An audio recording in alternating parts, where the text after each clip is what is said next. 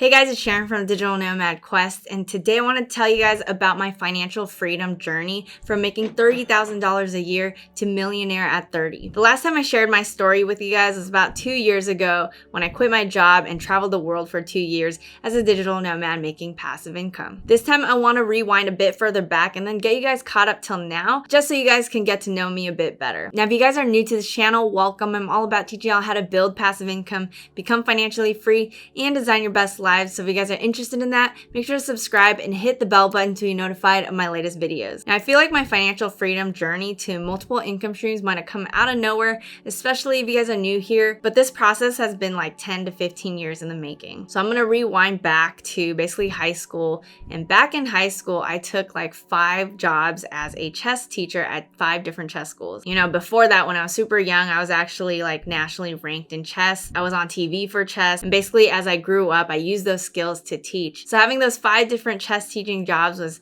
really awesome and helped me learn to save money actually. My parents taught me to be financially savvy at a young age, so I was trying not to spend a bunch of that money and I was trying to pocket that money instead. Now after high school, I went to UC Berkeley as a psych and music major. Super random, I know. I was interested in those topics, but I just had no idea what I wanted to do with my life. I didn't really think too much about the future, but to make extra money, I actually worked as an event assistant, a resident assistant, and I took multiple college internships. And like I mentioned, my parents were preparing me to be financially savvy, so I started contributing to a Roth IRA and investing gradually into ETFs like QQQ and SPY, which track the NASDAQ 100 and the S&P 500. So like I mentioned, I wasn't really thinking too much about what I was going to do with my life. So out of college in 2012, I actually decided to go into marketing because I thought, you know, I have creative and analytical skills. What's the position that would merge the two? And I figured marketing would make sense for me. I know it's kind of like different from psychology and music, though I feel like psychology plays a role in marketing, but it turns out that I'm really glad that I had that marketing experience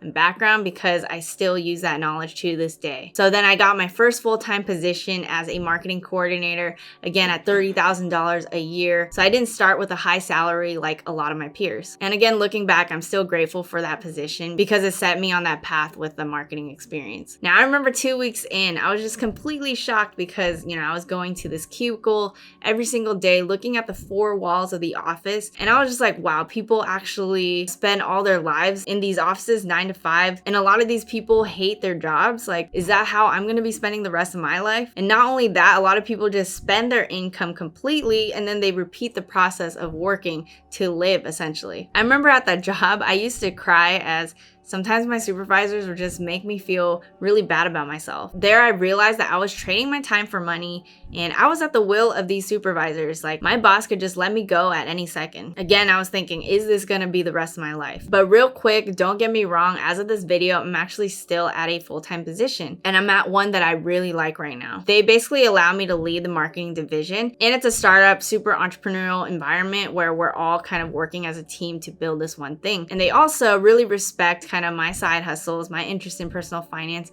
and financial freedom. So they let me do my own thing. I truly believe that if you're happy at your job, then you kind of win at life. Like, it's all good if you want to work under someone as long as you are happy, because money is a tool that allows you that freedom. For me, I feel like I have freedom and I'm taking this job because I'm actually learning a lot from it and I'm actually enjoying the process. So as long as you're intentional with your life and you're making choices that you actually want to make, whether that is working under someone or working for yourself, like, that's all good. I am happy for you. Now let's get back to the story. So I switched positions multiple times after that. You know, I didn't want to stay at a position where I felt undermined. So again, I switched positions. I was climbing up the ladder and I was trying to increase my income as much as possible. Then I would be able to save and invest a lot of that income. While most of my friends were moving out to the city, I was trying to live at home and save as much as I could. My parents actually wanted me to stay at home and they still do. It's kind of like a traditional Asian thing. And I'm super grateful and appreciative for that. Even though I was super careful with my finances, I still had fun, but it's more about being intentional with how you're spending your money. Now in 2013, I actually bought my first rental property. To rewind, I've actually always been interested in real estate. You know, as a kid, I would play Monopoly and I would just love having cash flowing rentals, just depositing money into my bank account. And that's what I wanted to do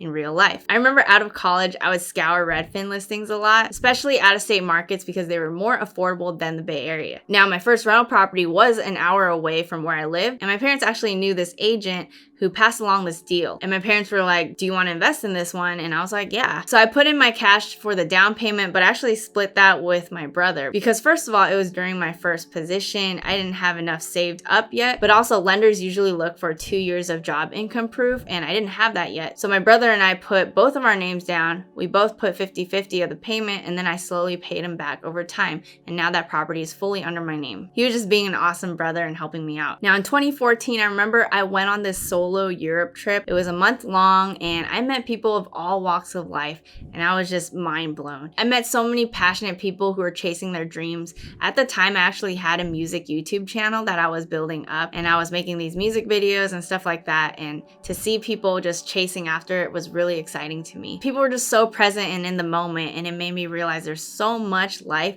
that I hadn't seen yet. I was just stuck in this bubble. I had been living in the Bay Area like all my life and it made me realize I needed to make this a reality where I could travel when I wanted to, have that freedom where I don't need to be stuck at that 9 to 5 if I don't want to be. So once I came back from that trip, I started going to a bunch of real estate meetups and I started studying a lot of books and blogs. I shifted my focus from real estate to online side hustles because I started studying like how to create a website, how to build a money-making blog and all of these different things. So then I went ahead and made a blog and then I actually stumbled across this term, the digital nomad. And that's basically someone who travels and works location independently from the comforts of their laptops.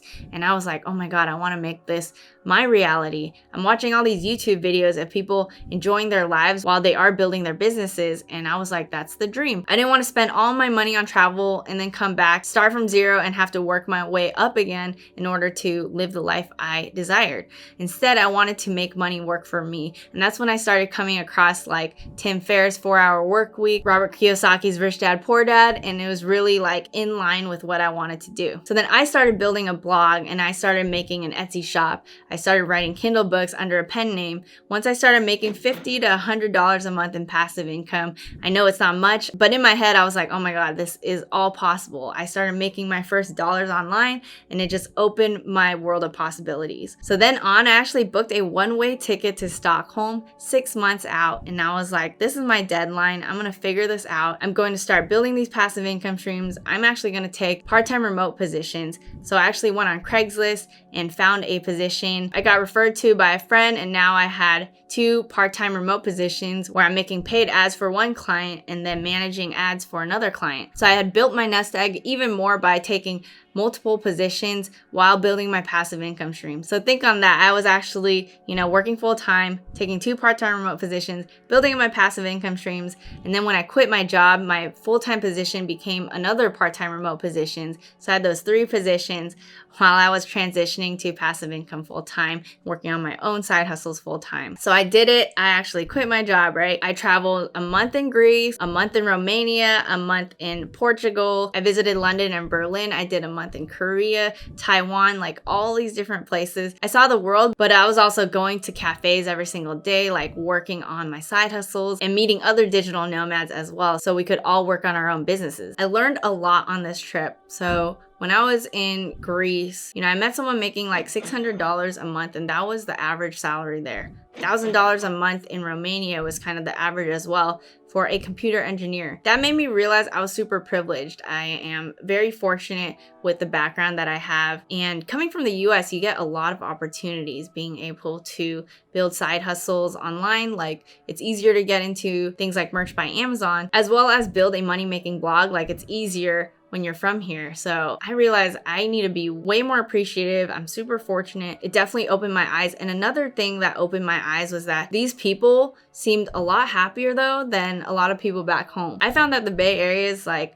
all about chasing success. Whereas when I was traveling and meeting all these people, they were more about being present, being passionate about life. And it just made me realize that there's no one way to live. If you are happy with your life, then you're winning. It's not about how much money you make. It's about living a life that's true to yourself. And that's what a lot of these people were doing. So traveling really gave me a lot more perspective. It made me a lot more open-minded, a lot more appreciative. It made me realize that there's so much for me to learn and I didn't know much. But also after 2 years of travel, I had actually stayed in Chiang Chiang Mai, Thailand for about 3 months or so. And at the time I was making like $4,000 to $5,000 a month in passive income. In Chiang Mai, I was only spending like $600 a month in expenses. And that's like eating out every day, like having a good time. And throughout my trip, I actually spent only $1,400 a month on average. And that's including accommodations, flights, entertainment, food, everything. And I was eating out every single day, having a good time. I wanted to prove that travel didn't have to break the bank, so I was actually recording every single one of my expenses to really show for that. But anyway, getting back to the point,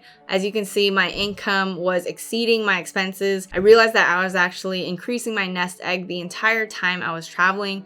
I was investing in things like crypto, I was investing in stocks, I was putting more of my money into my business and then growing my income streams. And technically, I felt like I could have retired while digital nomading because essentially my income was exceeding my expenses, as you guys can see, and I was building my nest egg. However, I found that throughout the journey, I was basically so focused on how much money I was making, and I just kept wanting to increase that, but it wasn't fulfilling. I wasn't learning anything anymore. I had learned all these different income streams, and I was just churning out products on Etsy, churning out products on Merch by Amazon, churning out products on Amazon FBA. I was working on all these different ways to make money, but I wasn't building anything impactful to help people. I wasn't learning anymore. It made me realize that I was too young to kind of chill. It felt like a lot of people around me in Chiang Mai, Thailand, like a lot of the digital nomads, were just trying to make enough income to cover the expenses, and they just wanted to chill. It wasn't the type of life that I wanted at the time. I felt like I was too young and I wanted to still grow and build. So I decided to come home after 2 years of travel. So I came back to the Bay Area, California. I wanted to learn and master skills. I wanted to build a brand that helps people. So I decided to take a full-time position as a marketing manager, and now I'm a general manager at that company actually, and I've learned a lot and I'm still learning from that position, which is what I actually wanted. You know, after coming back from building those passive income streams, it's like now I can pick a position that actually makes me happy versus being desperate for a job. Another thing, like I said, I wanted to build a brand that helped people, so I started my YouTube channel. People thought my strengths were video, so I was like, okay, let me try to make a YouTube channel that teaches people how to build that financial freedom and everything I've learned from this process. And it's not like I'm a master at it, but it's more like, let me document and keep growing with you guys and keep sharing what I know. And then I started investing more in real estate again. So when I came back, I actually started going to meetups. I remember in like 2018, I was going to real estate meetups, studying a bunch of books and blogs and listening to podcasts again, trying to get back into it. I also met my now fiance in 2019. He's had experience with investing out of state, with flipping, and a bunch of other things like that in real estate, which was really something I admired and respected. And his motivation and guidance actually helped me jumpstart my out-of-state investing. So now I actually have 16 units under my name. Out of those 16, 5 of them are with my fiance. And if you total our 2 portfolios, we have 23 units together. With what I'm currently doing now with real estate and building a brand, I'm actually super fulfilled because back in the day, like I mentioned, I was so focused on the money. Now I'm not really focused on the money. I'm more focused on learning and growing and building something that helps people. And I find that when I'm doing all of these things, the money will come anyway. But to me, the fulfilling thing is like one of my passions is really creating. So I'm making stuff that actually is helping people. Like I'm getting messages where people are like, you know, you have helped me so much in my financial freedom journey. I started this side hustle. I started doing Etsy. I invested in my first rental property. Like it's so fulfilling, you know, helping people with those problems that I used to struggle with, right? So now I get to create and teach people how to build passive income, become financially free, and design their best lives. And again, I've always been passionate about real estate. I love seeing the transformation of homes when you fix them up. I love owning cash flowing rental properties. I'm hoping to, you know, invest all around the world, which would be awesome. Like that's one of my goals, to own Airbnbs overseas, everywhere, and be able to stay at those places if I wanted to. But also learning is one of my goals for real estate. So I've been immersing myself so much in real estate. And my current goal with real estate, I feel like, is just continually learning. There's so much that I'm learning and implementing right now that it's so exciting. My friend once said that the day you stop learning is when you're inching closer and closer to death. And I actually can kind of see what that means, because the more I learn, the more I feel fulfilled and the more excited I am about life. And again, with my YouTube channel and brand, I'm really trying to document everything I'm doing, share my experiences with things I've done in the past, and kind of spread my knowledge to you guys. We're all growing together, so I'm happy you guys are along the journey with me. Now, I know this was a long episode. I hope you guys enjoyed it and got to know me a bit better and took away some nuggets. Hopefully hopefully it was pretty fun sharing my story, and I hope you guys enjoyed watching it. So if you guys liked it, make sure to comment below. Let me know in the comments below also what you guys want to learn and what I can help you guys with. And make sure to subscribe and hit the bell button to be notified of my latest videos. Also make sure to smash that like button if you guys like this video, and I'll see you guys in the next one.